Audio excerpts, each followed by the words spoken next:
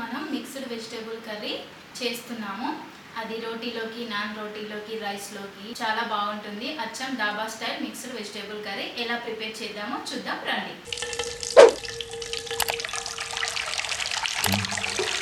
Water వేడి కాగానే మనం ముందుగా కట్ చేసి పెట్టుకున్న కొన్ని వెజిటేబుల్స్, అందులో ఈ క్యారెట్ని కొద్దిగా ఉడికించుకోవాలి. తర్వాత ఆలుగడ్డ, తర్వాత బీన్స్, తర్వాత కాలీఫ్లవర్, క్యాప్సికమ్ కూడా వేసుకోవాలి. సాల్ట్ వేసుకొని ఒక 60% అలా ఉడికించుకోవాలి. నేను పచ్చి బఠానీ తీసుకుంటున్నానండి. ఎండిన బఠానీ అయితే ముందుగానే వెజిటేబుల్స్ వేసేటప్పుడు వేడి నీటిలో వేయాలి. ఇవి పచ్చి బఠానీ కాబట్టి కొద్దిగా లేటుగా వేస్తున్నాను. చూడండి, మనం వేసిన వెజిటేబుల్స్ అన్నీ 60% ఉడికాయి. ఇప్పుడు ఆ వెజిటేబుల్స్ అన్ని పీసెస్ అన్నీ తీసి పక్కకు పెట్టుకుందాం. కడాయిలో మనకు కర్రీకి కావాల్సినంత ఆయిల్ వేసుకోవాలి. ఆయిల్ వేడి కాగానే పచ్చిమిర్చి వేసుకుందాం. తర్వాత ఆనియన్స్ని వేసుకోవాలి.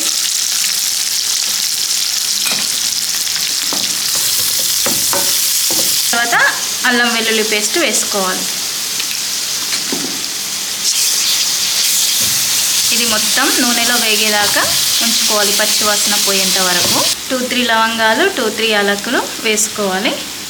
తర్వాత కొద్దిగా జీలకర్రని యాడ్ చేసుకోవాలి. ఇవన్నీ మరోసారి కలుపుకొని కరివేపాకు వేసుకోవాలి. 2-3 కాజు తీసుకున్నాను. చివరిగా పసుపు వేసుకుందాం.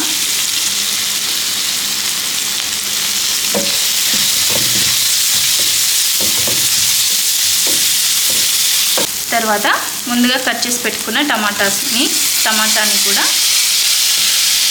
వేసుకోవాలి. చూడండి, టమాటా చక్కగా ఉడికిపోయింది. ఇప్పుడు మనం ముందుగా ఉడికించి పెట్టుకున్న వెజిటేబుల్స్ అన్నీ ఇందులో వేసుకుందాం.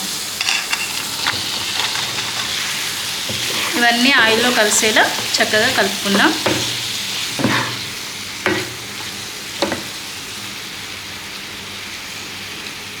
టేబుల్ స్పూన్ మిర్చి పౌడర్ తీసుకున్నానండి, ఇందులో వేసుకోవాలి. 1 స్పూన్ సాల్ట్, కారపొడి మొత్తం కలిసేలా కలుపుకుందాం. కొద్దిగా పుదీనాని వేసుకుందాం. వాటర్ని యాడ్ చేసుకుందాం. రోటీలోకి అయితే కొద్ది తక్కువ వాటర్ని యాడ్ చేసుకోండి. రైస్లోకి అయితే కొద్దిగా ఎక్కువ వాటర్ యాడ్ చేసుకుంటే గ్రేవీ అనేది బాగా వస్తుంది. చివరిగా కొద్దిగా కొత్తిమీర వేసుకుంటే అంతే, మిక్స్డ్ వెజిటేబుల్ కర్రీ రెడీ.